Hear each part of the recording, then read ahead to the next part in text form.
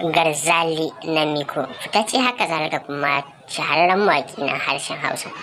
wanda na tabbata da lalle zahiri daga jin sunansa ka tabbatar da lalle zahiri Garzali Namiko fitaccen mawaƙi na tabbata da lalle zahiri shahararren mawaƙi fitacce sannan kuma tumbatsatsen mawaƙi na kafaɗin arewacin Najeriya baki daya wato Garzali Namiko a wannan karin namu ya zo mana fitaccen waka wadda idan har ka saurara ko kuma ka ci ta to dolan doliya zaka ji waƙar fa yardar Allah zaka ji ta burge ka. Assalamu alaikum yan uwa, barkanmu da sake saduwa da ku a daidai wannan lokacin a cikin wannan tasha mai ɗimbin albarka.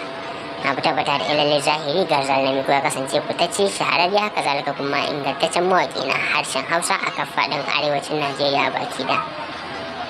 Na tabbata da lalle zahiri Garzali Namiko ya kasance fitaccen mawaƙi ne wanda idan har ya doka waka zaka ji ana sauraron ta kan faɗin Najeriya baki da, ba ma iya Najeriya ba har da kasashen ƙetare irin su Ghana, Mali, Kamaru har da Nijar da Cote d'Ivoire.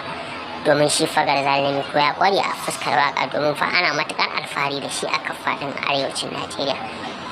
Kada ku sha'afa sannan ku shagala da danna mana alama nan ta subscribe sannan danna mana alama nan ta ƙararrawa domin ci gaba da saduwa da zafafan shirye-shiryen mu da muke saki akai-akai da zarar mun ɗaura.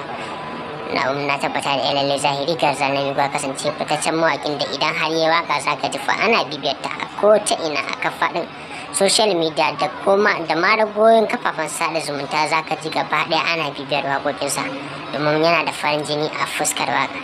Na tabbata da lalle zahiri Garzali Namiko fitaccen mawaƙi ne wanda idan har ya waka ko kuma ake sauraron waƙoƙinsa zaka ji fa mutane ne masu matuƙar hazaƙa a fuskar waka.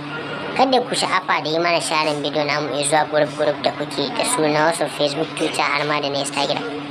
Domin haka yana ƙara mana ƙwarin gwiwar ci gaba da zuba muku zafafan ayyuka na masu ɗimbin albarka sannan kuma da shaƙatar. Kada mu cika ku da bayanai bari mu sako muku wannan waƙa tasa ta Garzali Namiko domin za ku ji ta haka zalika kuma za ta nishaɗantar da ku sannan kuma ta wa'azantar da ku har ma da nishaɗi domin nishaɗi ya fi yawa sannan da tari na farin ciki a cikinta.